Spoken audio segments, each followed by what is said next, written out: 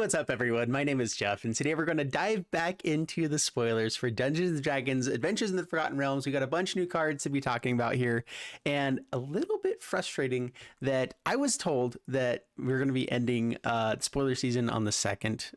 Maybe I read something wrong somewhere, but a bunch of new stuff still was coming out. Apparently today is supposed to be the last day. There still might be stuff coming out now. I mean, the set releases on Arena in 2 days, and so this is highly unusual, but we're gonna go ahead and move forward and make sure that we dive into this set here, and I'm excited to do so. So we got some sweet cards to talk about, 2 new Planeswalkers, some really cool fun cards, and so I'm really excited for this set still. Grandmaster of Flowers, 4 mana, 3 loyalty. As long as Grandmaster of Flowers has 7 or more loyalty on him, he is a 7/7 dragon god creature with flying and indestructible. This is actually really powerful. This is a really great card.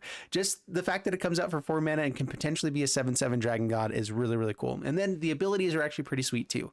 Target creature without first strike, double strike, or vigilance can't attack or block until your next turn. So you get a pacifism that you can place on something every single turn, basically, which is actually really good, except they can't have first strike, double strike, or vigilance.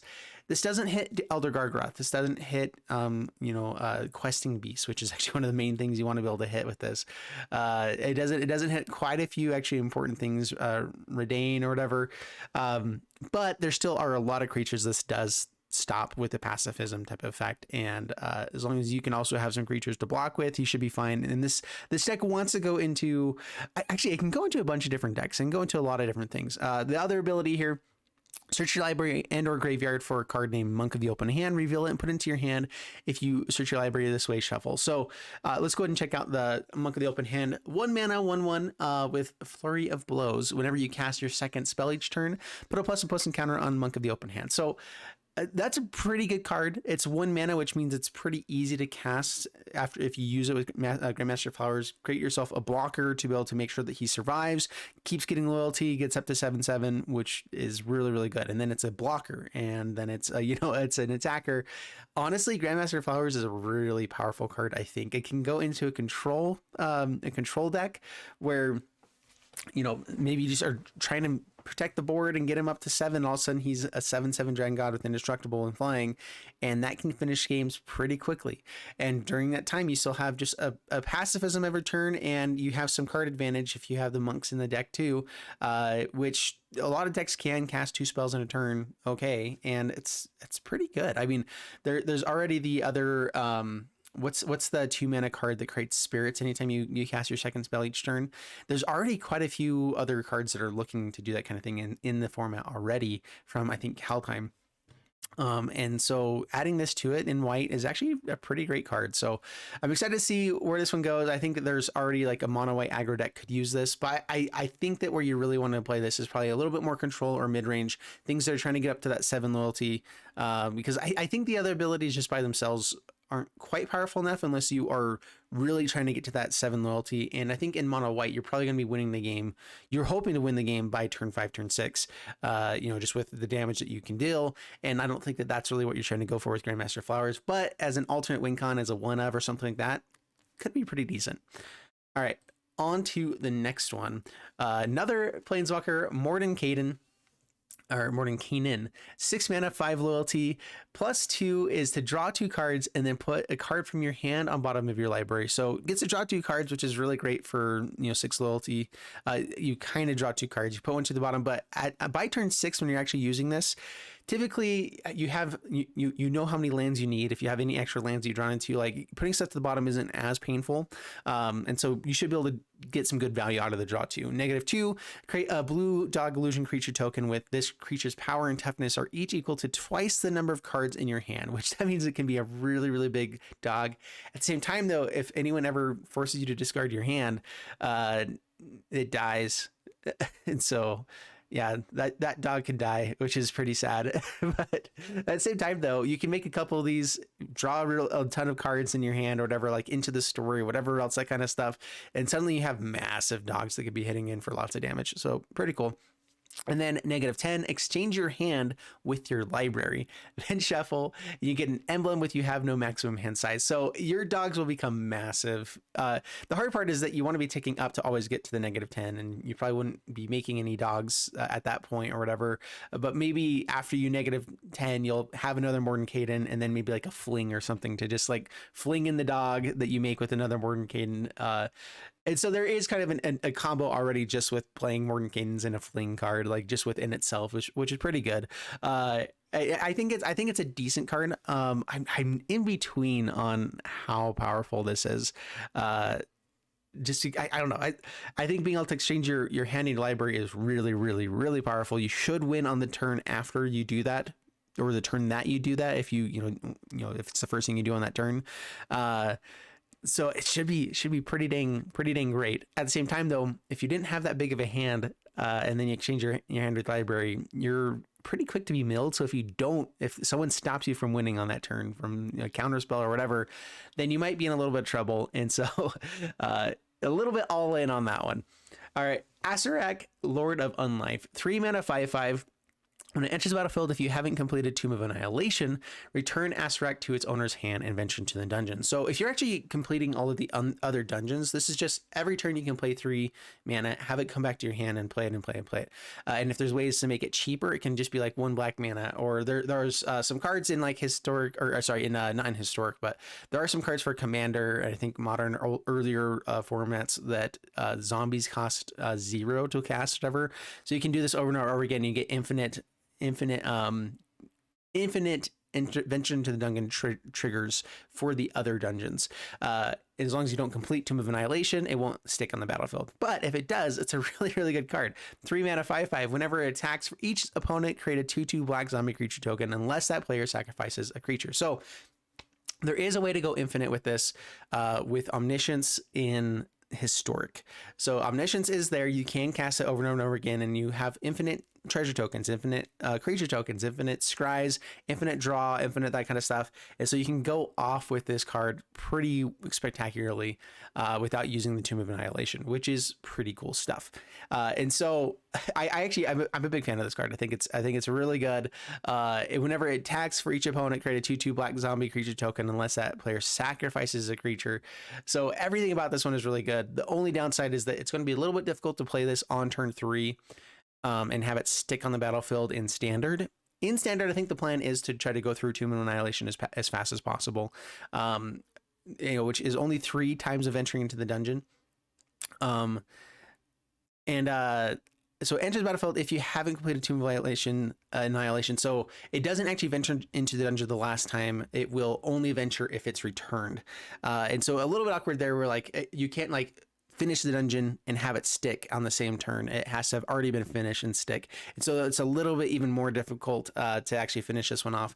But there are quite a few cards that venture in the early game. You can have a couple, there's 1 red mana creature, 1 mana spells that target creature, give it +1/+1 and haste, and then ventures in the dungeon. And so I think you can get this out by turn 4 pretty easily with venture stuff. And so that's still a really good play on turn 4. This out for 3 mana and 5/5 and creates a 2/2 every time it attacks. Really good stuff. All right. Inferno of Star Mounts. 6 mana, 6/6. This spell can't be countered. It has flying and haste, and you can pay red to give it +1/+0 until end of turn. So it has the Shivan Dragon type of feel, except this does have it's a 6/6 with flying and haste, which is actually really, really good. We've already seen 5 mana dragons coming in at 4/4 with flying and haste, being actually really good threats. This being 1 more mana for 2 more power with still having that haste ability and can't be countered. Actually, I think this sees a decent amount of play just for that ability. And then when its power becomes 20 by using the +1/+0, it deals 20 damage to any target. So you can get it up to 19 power through other means, and then all you have to do is pay the 1 to get it up to 20, and it deals 20 damage to any target at that point. I'm not sure the best way to do that. I think doubling its power is a good way to do that kind of a thing. The issue is that if you go over 20 by other means and then take up to like 24, I don't think that actually counts. It has to hit exactly 20 this way. And then it deals 20 damage to any target. And so you I think the best way to do it is double its power up to 12, and then maybe give it a buff spell and then spend 1 mana, a couple of mana there. Like if you played it out for 6, you already have the ability to turn it into a 12/6, at least on the next turn, which is again pretty powerful. Just hitting for 6, hitting for 12 is really good. But if you do end up having tons of mana somehow, then getting up to 20 this way it's a great way to just kill something right on the spot. So huge fan of this card. I think it's really interesting. Lair of the Hydra. So we get the green creature land, and this one's really good. If you control two or more other lands, it enters the battlefield tapped. So a lot of green decks are actually wanting to be able to play mana dorks, that kind of stuff. And so having this enter the battlefield untapped on the first 2 turns is actually really, really good. And then it's a huge payoff for everything else. So you can tap to add green mana, or you can play X in a green until end of turn. Lair of the Hydra becomes an XX green Hydra creature. It's still land, but X can't be 0. I'm a little bit, I don't actually like that green can't be, X can't be 0. I think the reason why they're doing that is because on MTG Arena, whenever you're going to do the X act, like the counter thing, there are some times that you misclick and it ruins it, and you sometimes do, X is equal to 0 and you didn't mean for it to be, and that could kill it. And so I think this is actually like a saving mistakes to be happen on MTG Arena, but it still does limit the card itself from being able to just be in an aristocrat's deck and all of a sudden kill itself for 1 mana, which could be the win, And so I like it, and I don't that they put that extra little thing in there. I think it's good for MTG Arena, but I think that it's only for MTG Arena and the mistakes that can happen there. But if you just have a ton of mana, this is a massive Hydra creature, which is really, really good. It's still a land. Anyway, so I think that you can make this, if you have lots of mana, you can pump in, and this is a really good finisher in the late game. I think that any kind of deck that is ramping up, the biggest issue is that you sometimes find all your ramp. Well, if some of your lands are also your threats, then you're going to have a higher chance of running into them, basically. And so even if your lands are the threats, and you can go tutor it up with a Golos or whatever you're wanting to do, you can still turn the Hydra into a 10/10 at some point, or even if it's just like a 6/6 and 8/8 every turn, hitting it for tons of damage in a ramp deck, that's really, really good. So I'm a big fan of the card. And it can also just be a 1/1 blocker every once in a while, which is really good too. All right, Forsworn Paladin, 1 mana, 1/1 Human Knight Menace. Pay 2 and tap it and pay 1 life to create a treasure token. So that's pretty good. That means that this is a 1 mana black mana dork. Kind of, because you have to spend the entire second turn to tap it to create a treasure token. But if it gets you up to 4 mana faster, it's still a decent thing to do in mono black decks or decks that aren't trying to ramp up with green. Like a lot of times you have to splash into green to be able to have the ability to ramp. And so this actually does allow you to ramp in a deck, which I think is actually really good. And then you can also pay 3 to tap target creature. It gets +2/+0 until end of turn. Or sorry, not tap it. Just target creature gets +2/+0 until end of turn. If mana from a treasure was spent to activate this ability, that creature also gains indestructible until end of turn. And this is interesting. It does already have Menace itself, which is decent. Having Death Touch Menace and being able to get +2/+0 is really cool. And so this could end up killing a couple creatures at once with that ability. And so this is not on the level of Knight of the Ebon Legion.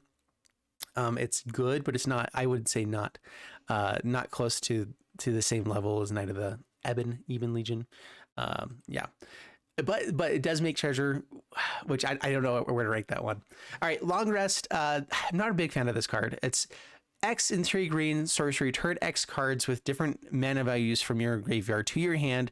If 8 or more cards were returned to your hand this way, your life total becomes equal to your starting life total. The issue here is that 11 mana that you're wanting to spend on this card, you're just never really wanting to do that.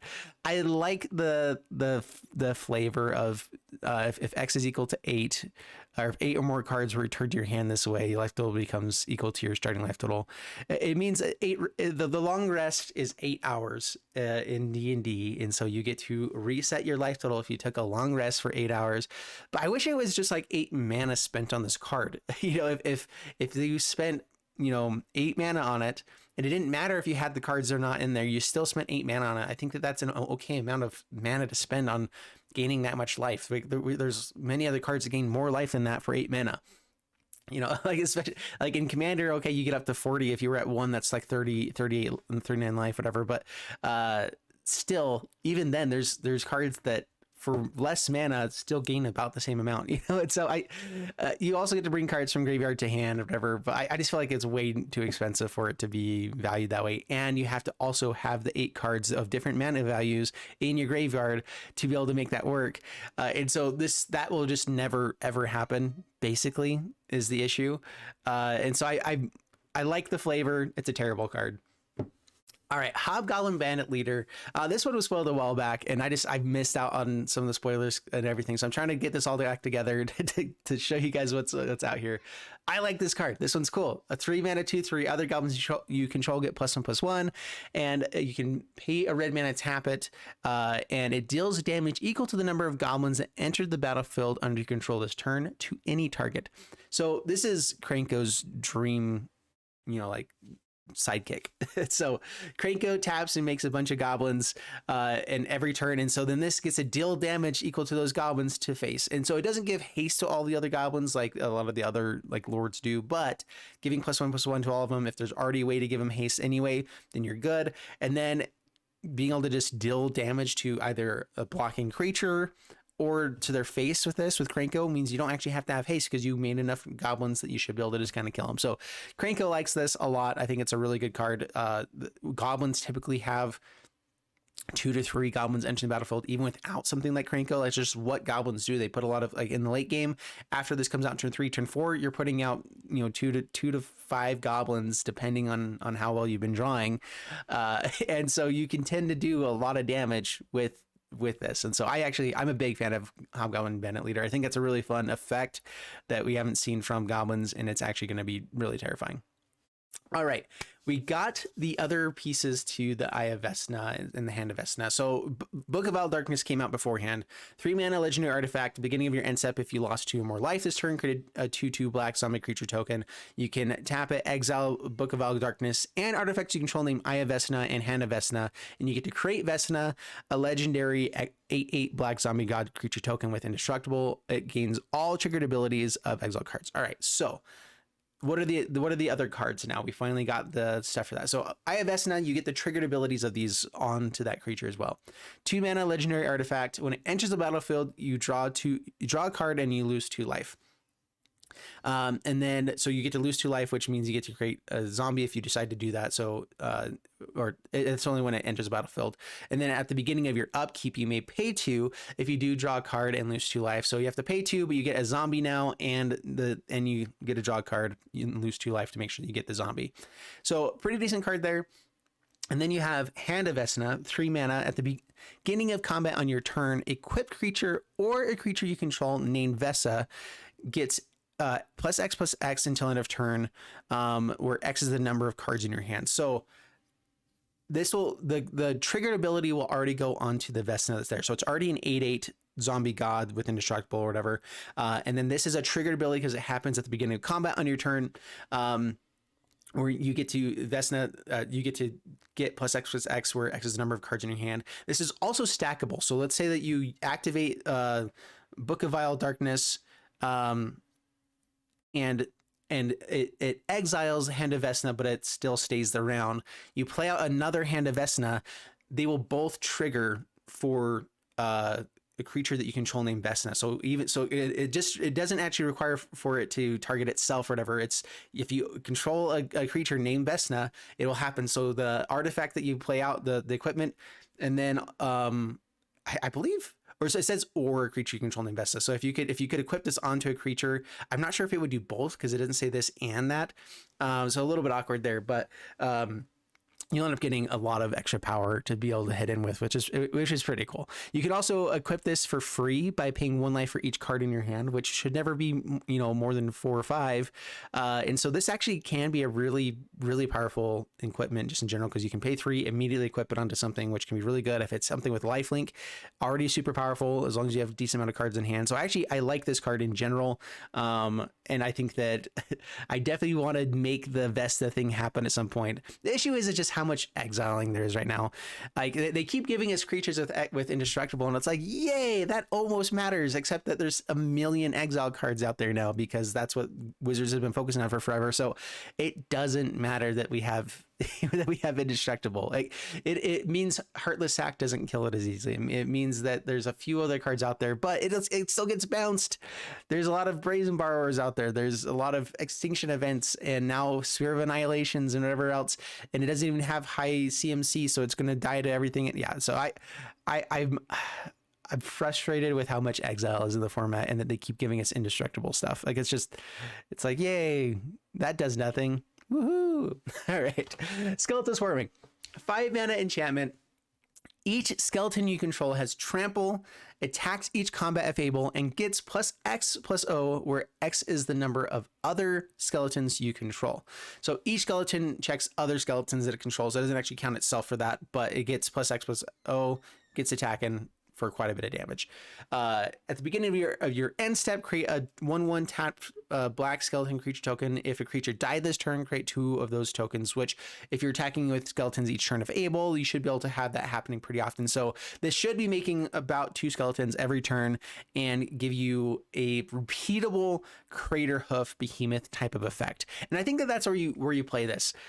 Unfortunately, there's not a lot of skeletons in the formats. In Standard, Historic, anything back, like the skeletons haven't had a whole lot of support. Like there's just not that many good skeletons out there. There's a few, but not very many good skeletons out there.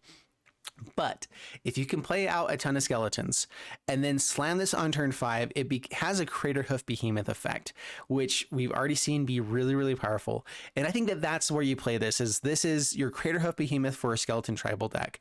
And does that make Skeleton Tribal good enough? I don't know, but maybe.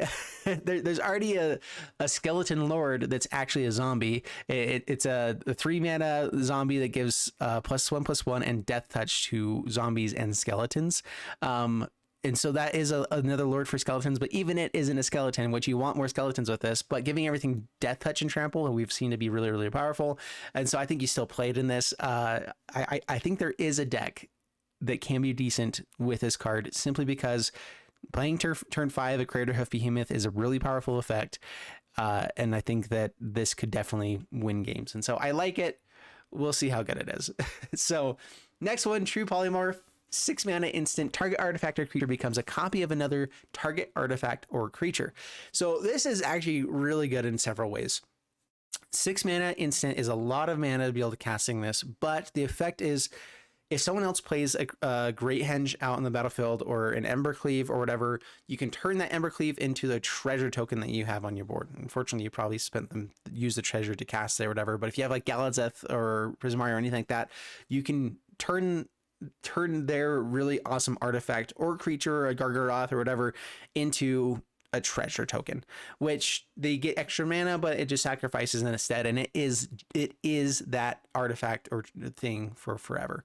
I believe that if you bounce it though, it'll come back. Like it won't be a token. So if they have the ability to bounce their creature back to hand, they can recast it, that kind of stuff. So there's still that ability for them to have, but you can turn into whatever. Or if you have like sapperlings or pests or any other kind of creatures that are really easy to turn any of their artifacts or creatures into, you can turn it into something else of theirs. And also you don't have to be the controller of those things. You can turn their Great Henge into a legendary creature that they already control, and they have to sacrifice one of them.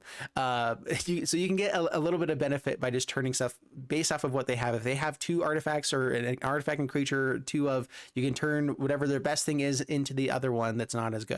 And so True Polymorph, I think, has a lot of really good interaction effects. I think it'll be really good in Commander just because it is an answer for a lot of really big threats that blue doesn't always have. So like mono blue decks will definitely like this. And I think that it's just powerful enough that just it becomes a copy of whatever's the best thing is out there. And there's a lot of good artifacts, lots of good creatures, and the fact that either can become either is pretty good stuff. All right, next up, this is a common card, but I think it's a really powerful one. Unexpected Windfall, 4 mana as additional cost to cast a spell, discard a card, draw 2 cards, and create 2 treasure tokens. So a lot of you guys are thinking like, oh, this is like a reprint of a card that's already there. Why didn't they just reprint the name? Because it's instant. This is a card that already existed, except it was 3 colorless and 1 red.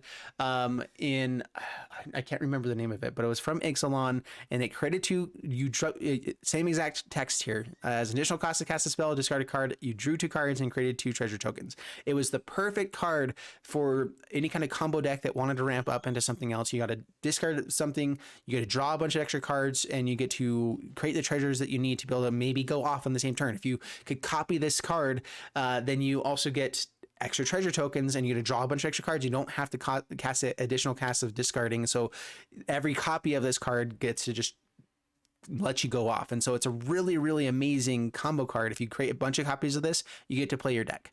And that's just how it goes. Being able to do it now at instant speed is really cool. And so I'm a really big fan of this card. I think that yeah, just allowing this to be instant speed and having it in uncommon, everything, or a common card too, really, really cool. I'm a big fan of it. And I believe this is the last one so far. I'm going to go check and see if there's any new spoilers that came out today. I am not doing another spoiler video at this point. The set is coming out really soon. But Wild Shape, I think, was worth at least talking about. There's a bunch of other cards that I haven't talked about here that a lot of them are decent, but I didn't feel like they were going to be quite as playable, or they're going to be only sideboard cards, things like that. But choose one. Until the end of turn, target creature you control has base power and toughness, becomes that creature type, and gains that ability. So this is a 1 mana that turns something into a 1/3 turtle with hexproof. I think that is the first and foremost, like, most important piece that you can have with this, is that it's a 1 mana card at instant speed that turns something and gives it hexproof, which is really good. And it turns into a turtle, which, what more could you want? The other side of it too, though, is that Storm's Wraths are out there, things that deal 4 damage to each creature or whatever, that kind of thing. Hexproof doesn't protect your most important creature from Storm's Wrath, but turning into a 1/5 spider that has 5 toughness instead does. And so it becomes that creature and gains that ability. So it doesn't become a 1/5 spider. It has a 1/5 spider, the creature type and the toughness, power toughness, but the rest of the text on whatever the creature is that you're turning into that is still okay.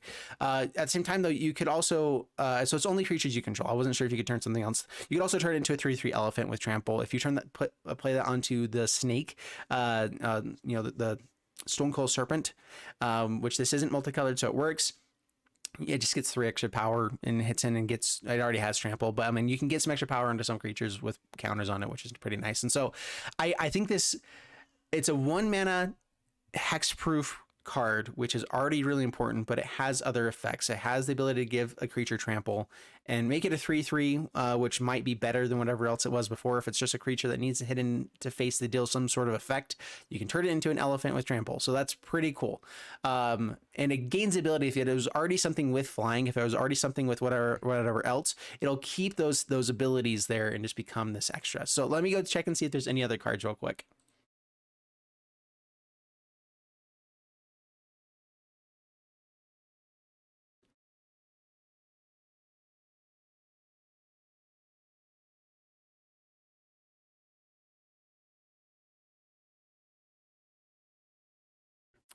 All right, so that's the end of spoiler season now for me. There might be more stuff coming out, and watch it be like the most busted card of all time. We'll talk about it at some point if that's the case. But that's the end here. I hope you guys enjoyed it. I'm going to be bringing out a bunch of other content of like different decks that I've already built and put out. Unfortunately, because spoiler season went so late into the season, we haven't actually gotten images of the translated versions on all the different platforms to be able to actually build these decks yet. And so it's actually really difficult right now to build decks. It's really difficult to actually prep everything. And so I'm just baffled by what's happening with this set right now. I'm not sure if they're doing it on purpose to make it difficult to do everything and trying to focus on having Arena be the first place that people can actually build decks and do stuff. I'm not sure if they're doing that on purpose or not, but it's interesting. So overall, I'm really excited for this set. I think there's a lot of really fun cards. I'll be producing some videos on fun decks, maybe top 5s, things like that. But overall, I hope you guys enjoyed the video. If you did, leave a like, subscribe. I'll see you guys in the next one. Thank you so much, and bye-bye.